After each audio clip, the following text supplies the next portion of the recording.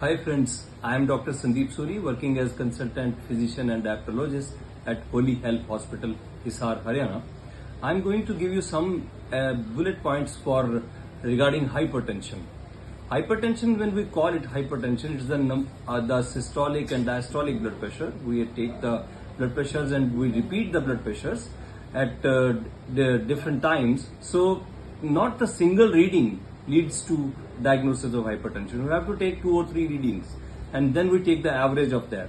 So if the readings are above 130 by 80 and you are reaching up to the target up to 140 by 90, anything above 140 by 90 is diagnosed as hypertension.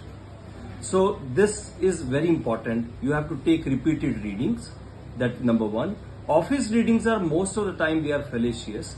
So we also advise patient to have home monitoring of blood pressure, and sometime we may be requiring ambulatory blood pressure monitoring also.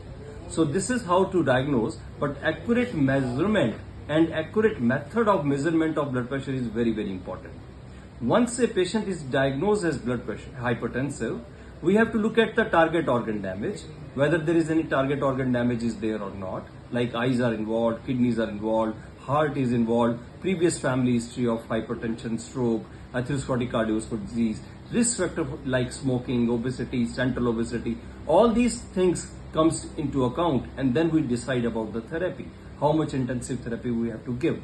Once patient is on treatment, we have to maintain the blood pressure goals of less than 130 by 80 in most of our patients. And even we can go even up to 120 by 80 in certain subsets of patients also, like in patient with CKD, those patient who has got heart failure. So there we can go into even lower set of blood pressures also. But once patient is on blood pressure therapy, don't forget about lifestyle modification.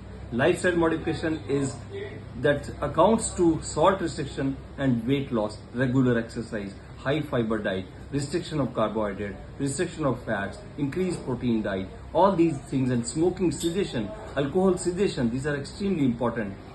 Then another thing which has been many times we forget about, that sleep, the quality and quantity of sleep and stress management, these are all accounts to comprehensive management of hypertension. Thank you.